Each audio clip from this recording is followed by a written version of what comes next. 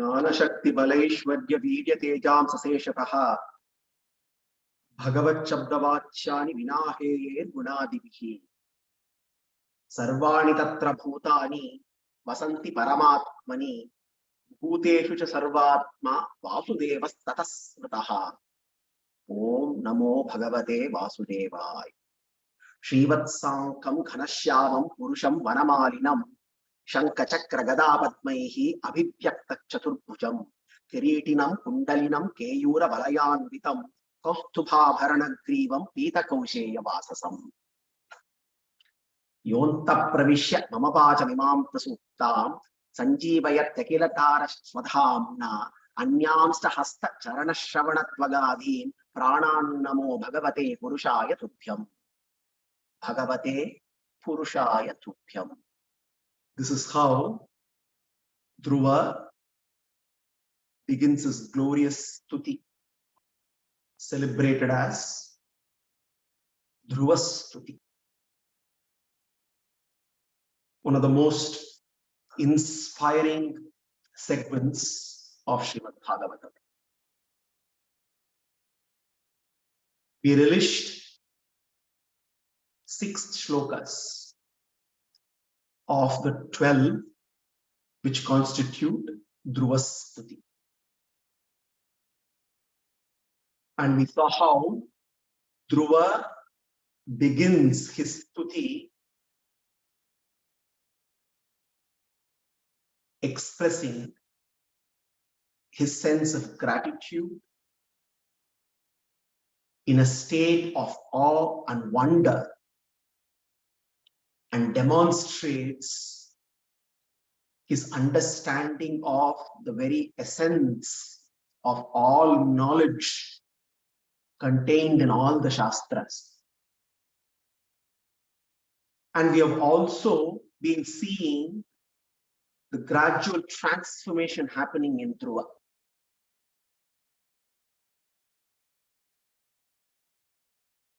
If we give a child an option to choose, if we give a child a toy and $1 million check, the little child will immediately grab the toy without realizing that the $1 million check can actually get him hundreds and thousands of toys. We are all like that little child, not really knowing the difference between material rewards and spiritual rewards. Most often we value what Krishna gives us more than Krishna himself. As the child grows and understands the value of the $1 million check, then it becomes a no-brainer for the child to choose the $1 million check over that toy. Similarly, as one spiritually grows, it becomes a no-brainer to choose Krishna over everything that Krishna gives us. Choosing the source obviously is no-brainer when we understand that Bhagavan, he is the source of all our resources. And this is how we see Dhruva realizing this fundamental truth. Revelation of Bhagavan's Divya Mangala Vigraha brings about instantaneous transformation in Dhruva. And we see how Dhruva, in the course of glorifying Bhagavan, not only expresses his keen desire for Narayana, he also regrets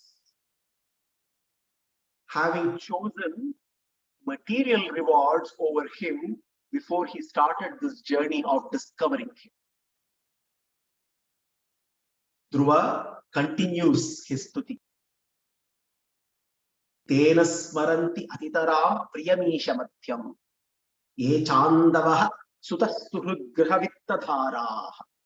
Ye tvabjanabha bhavadiya padaravinda sugandhyalubdha hridayeshu krita prasangaah. Dhruva now is very clear in terms of what his priority is. In the 6th shloka, the concluding shloka of last week, we saw how Dhruva expressed his earnestness, his desire to be ever associated with Bhagavan's bhaktas. In order to stay connected with Bhagavan, Dhruva realizes that it is important to always be amidst Bhagavatas. Now, Dhruva continues that request and he prays, He Bhagavan, Tena smaranti atitaram priyamishamathyam, Ye chandavaha sutasgrahavittadhara, Te abjanabha bhavadiya padaravinda saugandhya lupta hridayeshu krita prasangaah. Hey Bhagavan, I would like to be associated with your bhaktas who long for your love always, who thirst for your love, and who always stay experiencing the fragrance of your divine lotus feet. Saugandhya lupta hridayeshu krita prasangaah. Bhavadiya padaravinda saugandhya. Who always prefer to stay experiencing the fragrance of your divine lotus feet. May I be always associated with those bhaktas of yours. Why?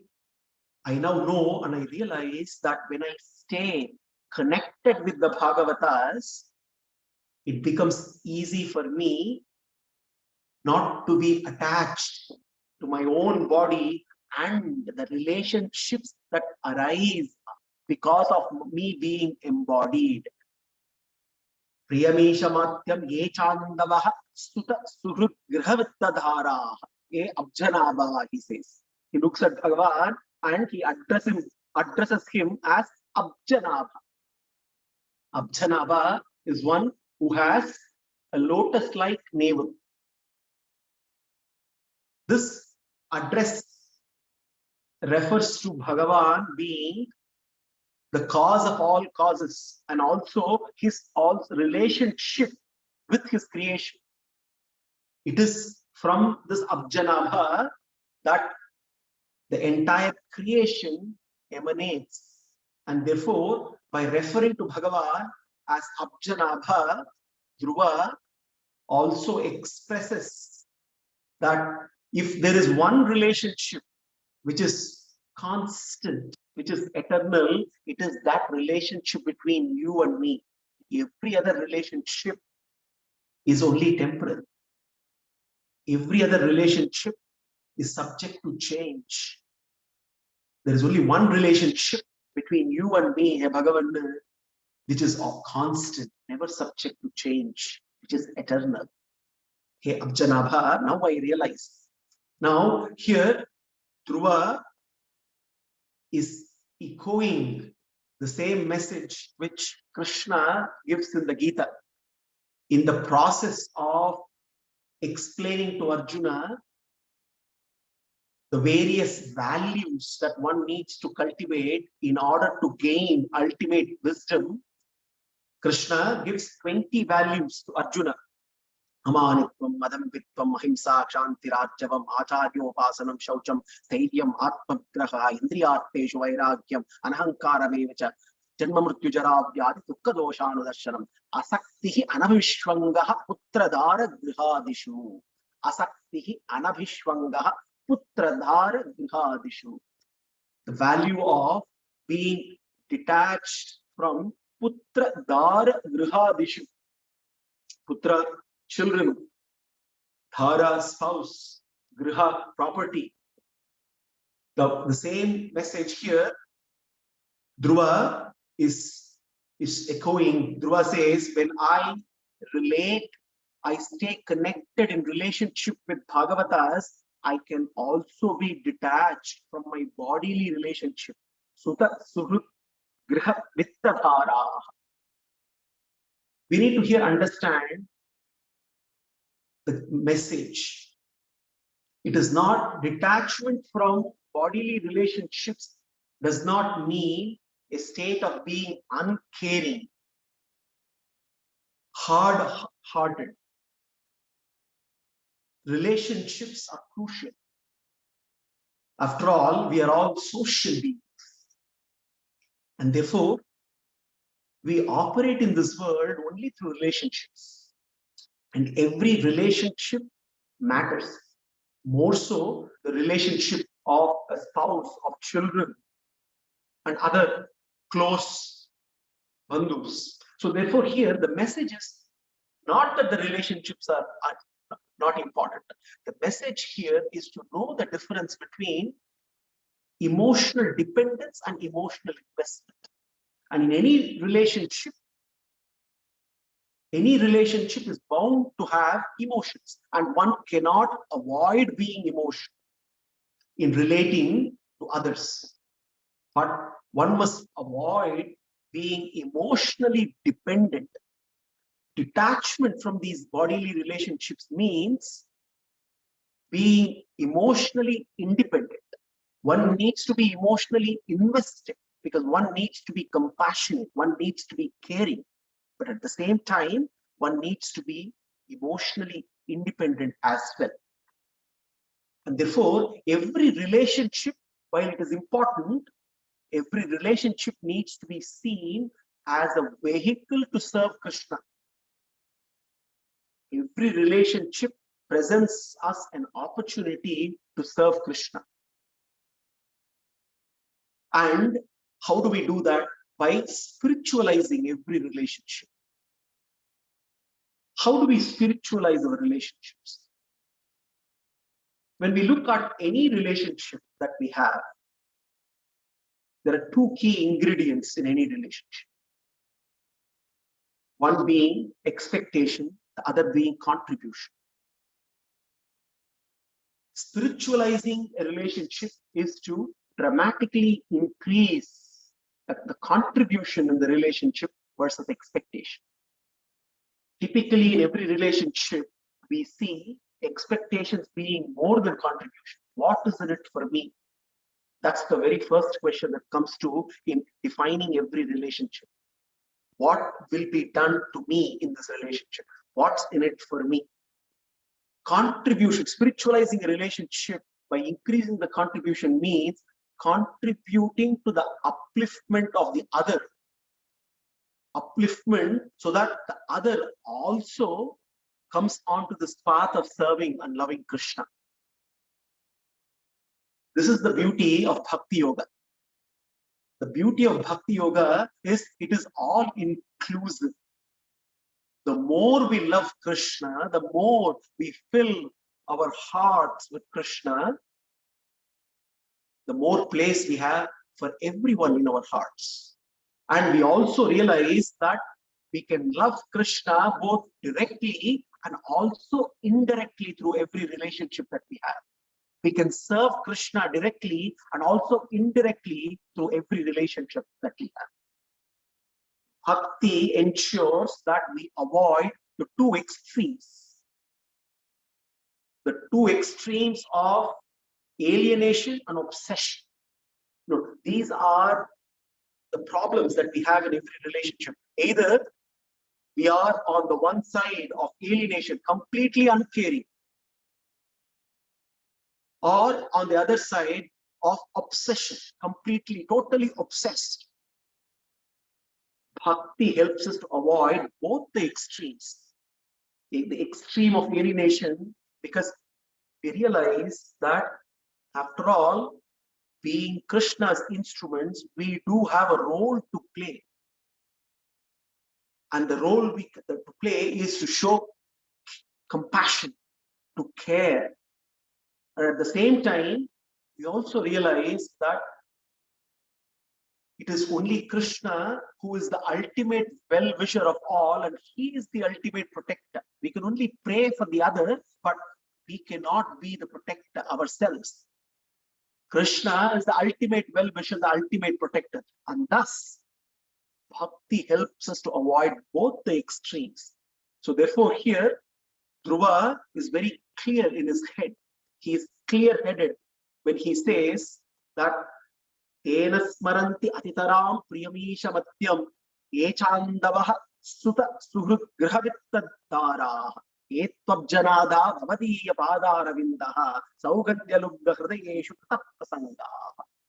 I know when I stay associated with all your bhaktas, the Bhagavatas, who are constantly experiencing the fragrance of your lotus feet, it is very easy for me to stay detached from all the bodily relationship, which means to be emotionally independent, at the same time be caring and compassionate and do my duty, and at the same time not be bound by the relationships. The same relationships which can be binding now become liberating in nature, using every relationship as a vehicle to serve Krishna, using relationships as a vehicle for liberation. Then Dhruva continues.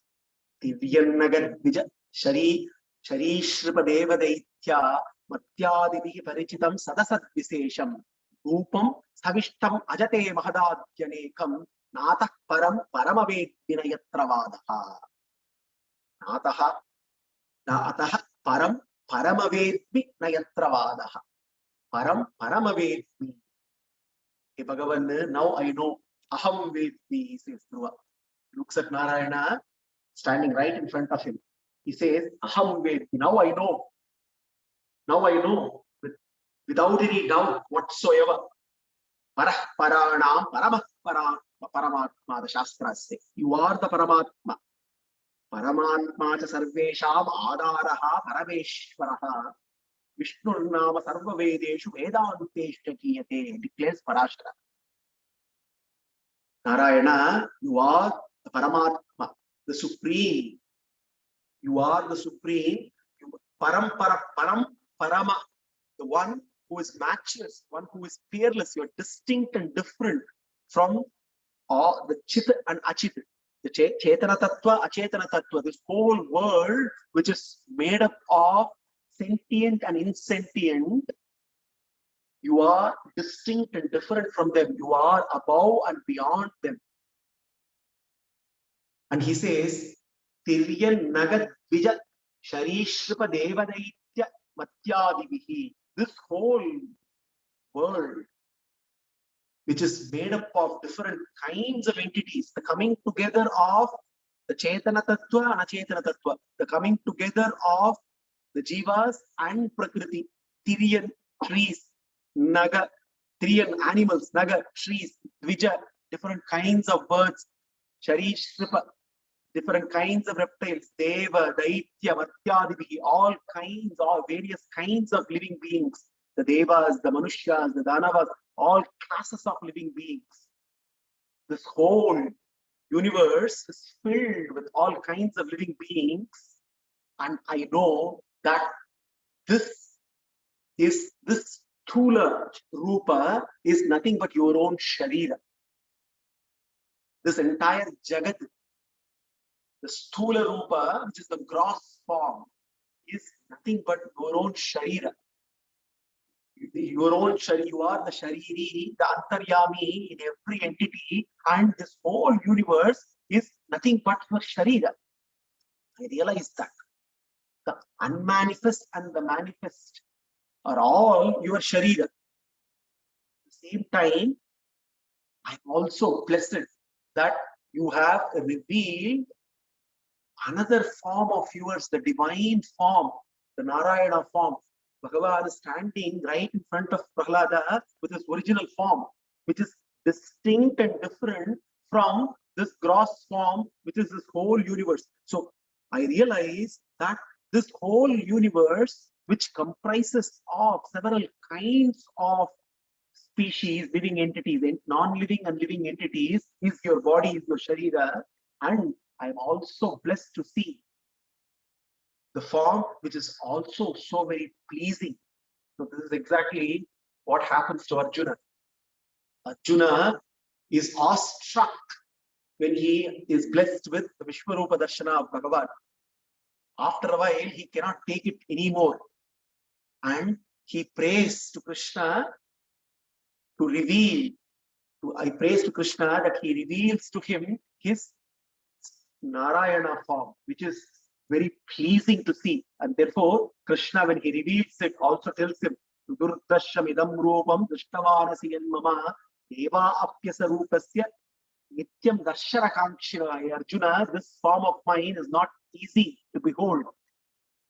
Even the Devas are constantly trying to behold this beautiful form of mine, this divine Divyamangala Vigraha. Aham Vedaina Tapasa Radhanena Chejaya Shakti Evam Vidodrashtum Drishtavanasi Mama. It's not very easy. It requires a lot of effort. But the main ingredient of every effort is Bhakti. Bhaktya Tananyaya Shakya Aham Evam Vidojjuna. So therefore here, that divine Divyamangala Vigraha, that form of Bhagavan is revealed to Dhruva. Dhruva is thrilled. He says, hey, Bhagavan, I realize that this whole universe, with all its diverse forms, this manifested universe is your Sharira, it is your Rupa, no doubt. But you are also so very compassionate that you have revealed your divine form, which is distinct and different from this universal Rupa to me. And therefore, I consider myself highly fortunate. And then Dhruva, he looks at Narayana and he says, hey, Bhagavan, I'm able to visualize three different forms of yours. He says, Kalpanta etadik akilam chatarena grandan chete puman swadrik ananta sakastatanke yannavi sinduruha kanchana loka padma garbhe yuman bhagavate pranatosmitasmai. Pranatosmitasmai. Prostrations to you, hey Bhagavan. I'm now able to visualize you as the Jagat Karana. Dhruva has now acquired all the knowledge of ultimate reality with Bhagavan's gentle touch, the touch of the Shankara. Dhruva acquired and assimilated all this knowledge and is now able to express that. The Upanishads declare, to the question, who is God, who is Brahman? The Upanishads declare, Yatova yamani bhutani jayanti, yena jatani jivanti, yat prayanti abhisham visanti, tat vijijnasa swata brahmeti. That Brahman, that Parabrahman, who is he? The one who is the cause of all cause, the cause of threefold cosmic functions. Srishti, Sthiti, Laya. Srishti, Sthiti, Laya, the one who is the cause of all the threefold cosmic functions. He is that Parabrahman. Now Dhruva, looking at Narayana, standing right in front of him, he says, hey Narayana, he can now visualize that you are that Parabrahman, the cause of the threefold functions of Srishti, Laya, and Sthiti. He says, Kalpanta etadakilam chatrena grinnan chete puman padrak ananta sakastadanke. Now I'm able to visualize you reclined on Adisesha. I'm able to visualize you reclined, glory on Adisesha, on Kshiravati, with this entire universe lying with you, inside you, in an unmanifest state. This is the state of Pralaya.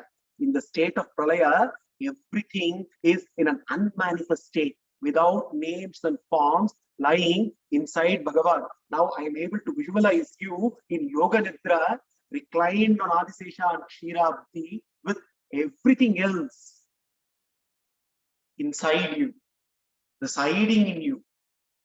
In the state of Pralaya, I see you in Yoga Nidra. And he says, Yanna Bisinduruha Kanchana Loka Padma Garbhetyuman Bhagavate Pranatosmiti. At the same time, I'm also able to visualize you from your Nabhi Kamala Srishti happening. And therefore, I see you as the cause of Srishti as well. I see you as the cause of Pralaya. I see you as the cause of Srishti. I can see Srishti happening right from your Nabhi with the creation of Brahma and every other entity from there on. And therefore, I'm able to visualize both Srishti and Pralaya at the same time. And you in this Divyamangala Rupa standing in front of me, you are Jagat Karana, you are the Karana for Sthiti, for support and sustenance as well. I realize that, hey, oh Jagat Rakshaka, you are the Rakshaka, you are the only protector. And he says, Tvam Nityamukta Varishuddha Vibuddha Atma Kutastha Adi Purushaha Bhagavam Strayadishaha Yat Buddhyavastitim Akhanditaya Swadrishtya Drashtya Vadikamo Vitireka Asse. Now he is looking at Narayana as the Jagat Rakshaka standing right in front of him. Nityamukta Parishuddha Vibuddha Atma Kutastaha Adi Purushaha Bhagavan Trayadishaha. He says, Akhanditaya Padrishtya Drashtastita Vadikamo Vyatirekaha se. He says, now I realize you are the Adhimakaha. You are the one who is the receiver of all the oblations in every yajna performed. You are the one who bestows all the rewards of every yajna. You are the one who is to be worshipped. You are Adhimakaha. You are the one who takes care of the affair of running this entire universe effortlessly, being a witness. And at the same time, you stay as a witness while you run the operations of this whole universe effortlessly. You are the one to be worshipped. You are Nityamuktaha, you are Parishuddhaha, you are Vibuddhaha, Kutastaha, Adi Purushaha, Bhagavan Trayadishaha.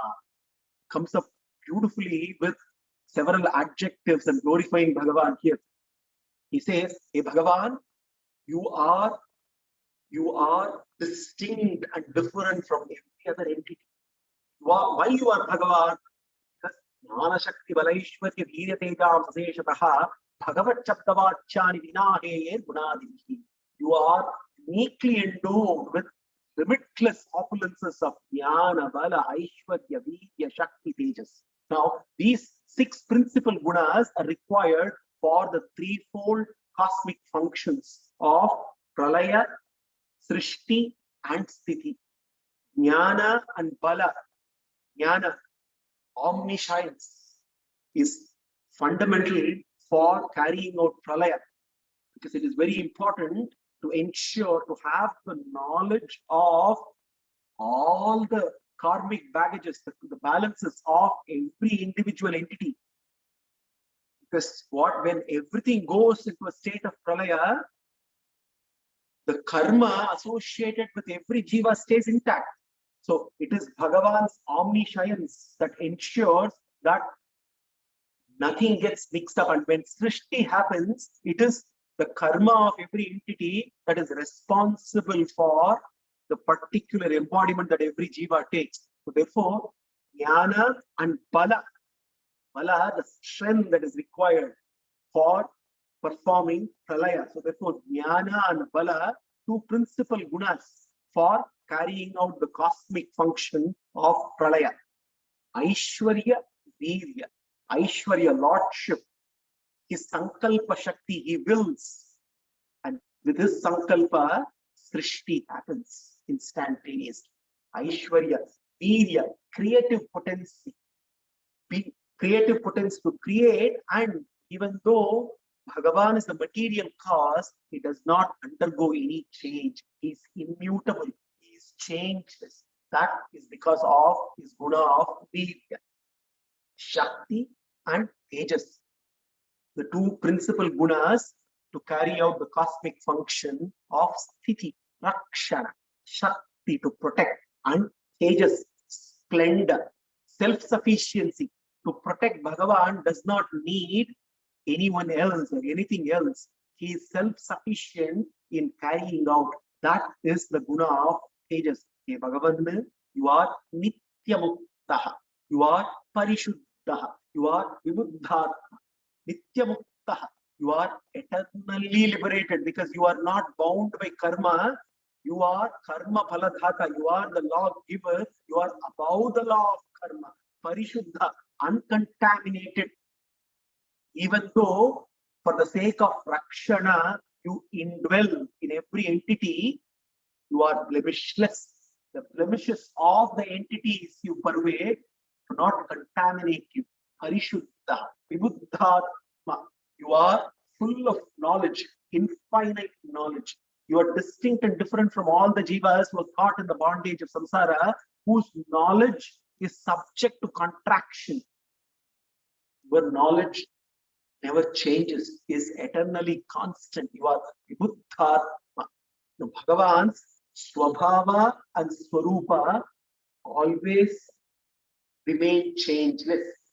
Swarupa is nature. Swabhava, characteristics. When it comes to a jiva, Swarupa is changeless, but Swabhava keeps changing. The Swabhava, the Jnana, the knowledge the jiva possesses keeps changing, expanding and contracting depending on the kind of body that jiva assumes in samsara. So Bhagavan here, Vibuddhatma, Kutastha, you are changeless, remain constant all the time. Adi Purushana, primeval, you are that Purushottama, you are Bhagavan, Trayadisha, you are the master. You are the master of the three gunas, the master of Prakriti, which is made up of the three gunas. Here, Dhruva is clearly talking about how do we know him. Earlier he said, hey, Bhagavan, I know you. Now he's also expressing to Bhagavan how he knows him. How do we know him? As the Purushottama, Uttama Purushaspanyaha Paramatmi Tudakrataha, Yorokatrayama Vishya Vivatti Avyaya Ishvaraha. He is the Uttama Purusha who is distinct and different from the Baddha Jivas and the Mukta Jivas. The Baddha Jivas are the Jivatma who are caught in the cycle of samsara. The Mukta Jivas are those who are liberated and have attained Vaikuntha. The Uttama Purusha, Krishna declares in the Gita, I am distinct and different both from the Baddha Jivas and the Mukta Jivas. I am Paramatma, the one who pervades the three realms, the realm of matter, the realm of Baddha Jivas, and the realm of Mukta Jivas. And why do I pervade and permeate? In order to sustain and support everything. Therefore, the Shastras declare that I am Purushottama and I am Paramatma. Krishna teaches in the Gita, how do we know him? This is exactly what Dhruva here says. How do I know you? How do I understand you? Your Swarupa and Swabhava. Omam Ajam Anadimcha Veti Loka Maheshwaram. Krishna says, how do Arjuna, how can one know me? One should know me as Ajam Anadim, Ajam Omam Ajam Anadim Veti Loka Maheshwaram. Loka Maheshwaram. One should know me as Ajam Anadim Loka Maheshwaram. Ajam, the unborn. By knowing Bhagavan Narayana as Aja, the unborn, we get to know that he is distinct and different from Achit Tattva, matter, which is always subject to change, which has repeatedly keeps changing, and also is distinct and different from Baddha Jivas. When we know him as Ajam, the unborn, he is distinct and different from the Baddha Jivas as well, who have repeated births. So he is distinct and different from Achit Tattva, matter, and also the Chit Tattva, which is bound in samsara, Baddha Jiva. Omam Ajam Anadim. One who knows Bhagavan as not just Ajam, but Anadim Ajam. He is eternally Aja. He is not only distinct and different from Achit Tattva and Baddha Jivas, he is also distinct and different from all the Mukta Jivas as well. Because Mukta Jivas are also Aja, unborn, because they are liberated. But they are not Anadim Aja, because once upon a time, they were also bound in the cycle of samsara. Therefore, by knowing Bhagavan as Ajam and Anadim Ajam, one also realizes Bhagavan being distinct and different from Achit Tattva, Baddha Jivas and Mukta Jivas. Not only that, he is Ajam, Anadim Ajam, Loka Maheshwaram. He is distinct and different from Achit Tattva, the matter distinct and different from Baddha Jivas, distinct and different from Mukta Jivas, and also he is Loka Maheshwara, distinct and different from Nitya Jivas as well, the Nitya Suris as well. This is exactly what here Dhruva is expressing as part of the Stuti. Nitya Muktaha, Parishuddhaha, Vibuddhatma, Kutastaha, Adi Purushaha, Bhagavam Stayadishaha. He is the one who is distinct from every other entity. Hey, Bhagavan, now I know you completely. And then he says, he looks at Bhagavan and says, while I know you, there is also, when anyone declares, I know Bhagavan, there is also some parts. There are some things which are still inconceivable. One need not worry about that because it is important to relish him rather than try to conceive him in total. So therefore he says, Yasmin Viruddhagataya Yanisham Patanti Vidyadayo Vividashaktaya Anupurvyat Tad Brahma Vishwabhavam Yeka Anantamatyam Anandamatram Avikaram Aham Prapadye. Aham Prapadye. Prostrations to you. I take refuge in you. Hey Bhagavan, I take refuge in you, who is Vishwabhavam, who the all-inclusive Parabrahma, who is the source of this Vishwabhavam, the source, the cause of all, Ekam, the one without a second. The moment when we say Bhagavan, you are Ekam, one without a second. Here, one without a second does not deny the existence of everything else. Let me give an example. The Shastras also declare Ekameva Advitiyam. He is one without a second. A glorious declaration from the Upanishads. And Dhruva here is also declaring, no, he's saying Ekam Anantamadyam. Ekam, one without a second. So when we look at a king, a ruler, and we say, hey king, you are the one without a second, that does not deny the existence of the queen. That does not deny the existence of the ministers. That does not deny the existence of the subjects. That does not deny the existence of the kingdom. It only says, hey king, you are the one without a second, means there is no one equal or superior to you. There is no other ruler equal or superior to you. Shastra has declared, Nityo Nityaram, Chetanas Chetananam, Eko Bahunam Yo Vidadadikavan. So there are innumerable number of Jivatmas, but there is only one, the ruler, the Paramatma, who is the one who is the bestower of all desires. Nityo Nityanam, Chetanas Chetananam, Eko Bahunam No Vidadadikaman. You are that one without a second. You are the one who has no equal or one who is superior to you. Ekam Anantam. You are the one who you are infinite in nature. Your guna of being infinite, Ananta, Esha Kala Vastu Paricheda Rahitam. Esha Kala Vastu Paricheda means you are not constrained by Desha, place. You are not constrained by time. You are not constrained by Vastu, by any other entity. Therefore, you are infinite in nature. You are Ananta. Ekam, Anantam, Adyam. You are one who is complete, who Purna, who are perfect. Anantam, Adyam, Anandamatra. One who is endowed with infinite bliss. Avikaram, changeless. Aham Prapadye. I take refuge in you. You are the one. And he says, at the same, you are the one in whom Yasmin Viruddhagataya Yanisham Patanti Vidyadayo Vividashaktaya Anupurvyat. At the same time, I also realize it is in you. There are so many contradictory powers that seem to coexist. What are these contradictory powers that Yuva is referring to? The contradictory powers of the powers such as the creative and the destructive, the illumining and the concealing, the redeeming and the adjudging. All these contradictory powers seem to coexist in you without any oppositions whatsoever. Yuva says, I realize that I cannot apply the logic of the finite to know the infinite. And I realize that. And what is important is not to try and conceive Bhagavan in totality. It is important to experience and relish him and continue to stay experiencing him. Dhruva says, Now I realize that, hey Bhagavan.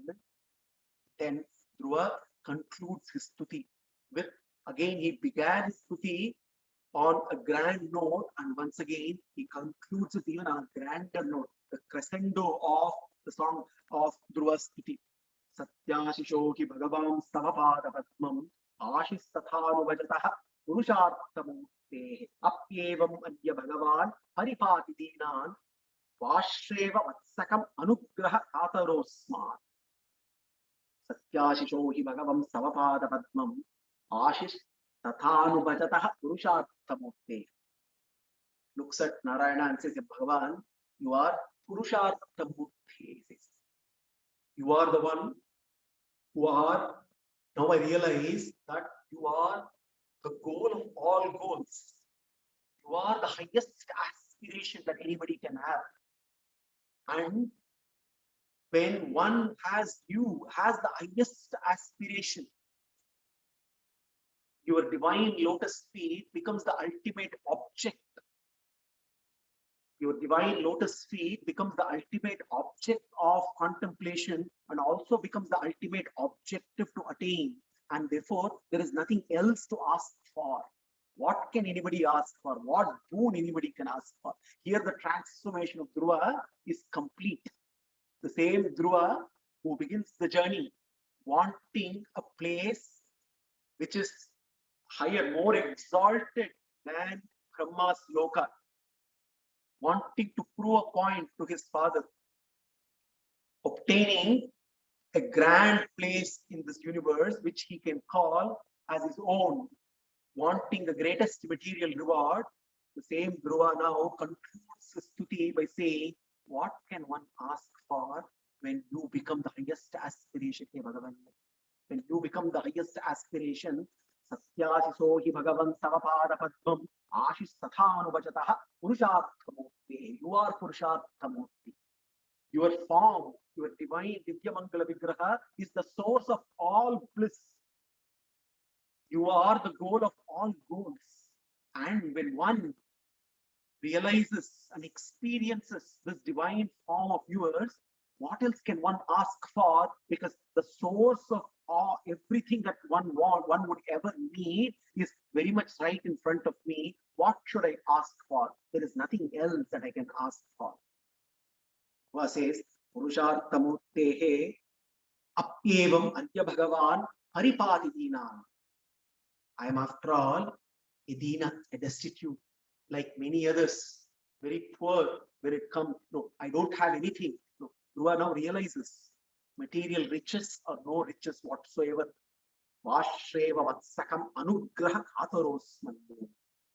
Says Bhagavan, I now realize to all like me, who are poor, who are the destitute, who are no other recourse in this world, you are the protector. You are like the cow that protects the calf. Its calf. You are like the cow that protects its calf. Purantasya anadi apariharaniyasya mahataha nihinacharoham upashuko ashubasya aspadami api dayasindo bando niravadika vatsalya jhalade tavasmaram smaram punaganami shari Gatavi. Yamunacharya, the illustrious Acharya, popularly called Alavandar, in his Stotra Ratna, beautifully declares, Purantasya anadi, Purantasya anadi, Aparihiraniyasya mahataha, Mihina charoham dupashuhu, Ashubhasya ashpadaviti. He says, I am nothing but a bundle of aparadas, a bundle of papas that I have collected over innumerable years. I have nothing to offer. I only have doshas and I only have everything which is only blemishes. I have nothing good whatsoever. But I know I am in no fear. Why? Because you are Dayasindo. Dayasindo, Bhando, Niravadika Vatsalya Jhalade, he says. You are Niravadika Vatsalya Jhalade. You are ocean of Vatsalya. Here, was looking at Narayana and says, what should I ask? Okay, Bhagavan, You have revealed your divine form to me. Out of compassion, you have come all the way, reaching out to me. I do not even know if I am qualified for this. I know that your divine lotus feet are my only recourse. I am only a bundle of Papa Karma. I have nothing other than blemishes. What can I ask you? But I know that you are the protector. You are like the cow that protects its calf, which means you are like the cow which completely overlooks all the doshas of its calf. Just like how a cow cleans its calf with its own tongue, unmindful of all the dirt, all the impurities that cover the calf. The compassion, the love that the mother cow shows towards its calf, that is Vatsalya. Now, Bhagavan, Dhruva says, you are the only one, hey Bhagavan, who is loved by all, and you are the only one who loves all. This is something very unique when it comes to Bhagavan. He is the only one who is loved by all, and he is the one who loves all. Now, when we see who is the one who can be loved by all, there has to be something which is very unique for everyone to love. That quality which makes everyone to love him is that Kalyana Guna of Vatsalya. It is that Vatsalya Guna which of Bhagavan which makes everyone to love him. That is why Yamunacharya cries out, he says, Niravadika Vatsalya Jalade. You are that ocean, limitless ocean of Vatsalya. Every other Kalyana Guna is like a precious stone that we can find within this ocean of Vatsalya. That is the speciality of this Guna of Vatsalya of Bhagavan. It is the supreme, it is the Guna which is like the ocean within which every other Kalyana Guna is contained. And Dhruva says, it is this Guna, this Vatsalya of yours, because of which you have revealed yourself to me. It is because of this Guna of Vatsalya, everyone loves Bhagavan. Now, Bhagavan loves everyone. And why and how is he able to do that? He loves everyone unconditionally. He loves everyone unconditionally. Devanam, Dhanavanam, cha Samanya Maridevatam. Sarvada Charanadvandam Rajami Sharanam Tava Chitante Pundarikaksha. Chitante Stotra declares, the Chitante Stotra of Rigveda Kila declares, Devanam, Dhanavanam, cha Samanya Maridevatam. Yes, Deva and Dhanava are those who worship him, those who don't worship him, those who love him, those who don't love him, those who are aligned with him, those who are opposed to him. Bhagavan treats them impartially, loves both of them equally, unconditionally. Who else can do that? Ripunam Vatsalaha. Rama is called Dharmagyaha Ripunam Vatsalaha. He said, even you are the only one who can love, be compassionate even towards your enemies, He Rama, declares Vibhishana. Therefore, here Dhruva is looking at Bhagavan and says, I'm able to now recognize that Vatsalya Guna of yours. It is that Vatsalya Guna, the Guna that is demonstrated by a cow towards its calf. That good, because of that, you revealed yourself to me, and how can I now ask you anything? How can I ask for any other boon? Satyashisho hi bhagavam stamapada padmam ashis tatharu vajatah purusharthamurtehe purusharthamurti apyevam adya bhagavan paripati dinan vashreva vatsakam anugraha katarosman. I only need your anugraha. I only need your grace. I only need you and you alone. I only need to keep experiencing the fragrance of your divine lotus feet, nothing more, nothing less. All that I want is to grant me this singular wish alone. Thus, Dhruva ends his glorious stuti. Let us continue to contemplate on this glorious stuti of young Dhruva, which is not only inspiring in terms of the content of containing the very essence of all wisdom, it also demonstrates to us how Bhagavan can bring about this transformation in us by taking a small baby step, like how Dhruva took. It is clearly possible that this transformation that can happen, the transformation that happens in a child who, right at the beginning, chooses a toy over $1 million check. And then as he keeps growing, realizes the value of the $1 million check and chooses it over the toy. Similarly, each and every one of us, as we spiritually grow, can clearly make a choice between all the material resources provided by Krishna versus Krishna himself, and it becomes a no-brainer to choose Krishna over everything that he gives us. This is exactly what Dhruva does. Let us continue to contemplate on this glorious stuti of Dhruva, and we will see in the next segment how Bhagavan then responds to Dhruva and what further ensues. Until then, Sarvam Sri Krishna Arpanam.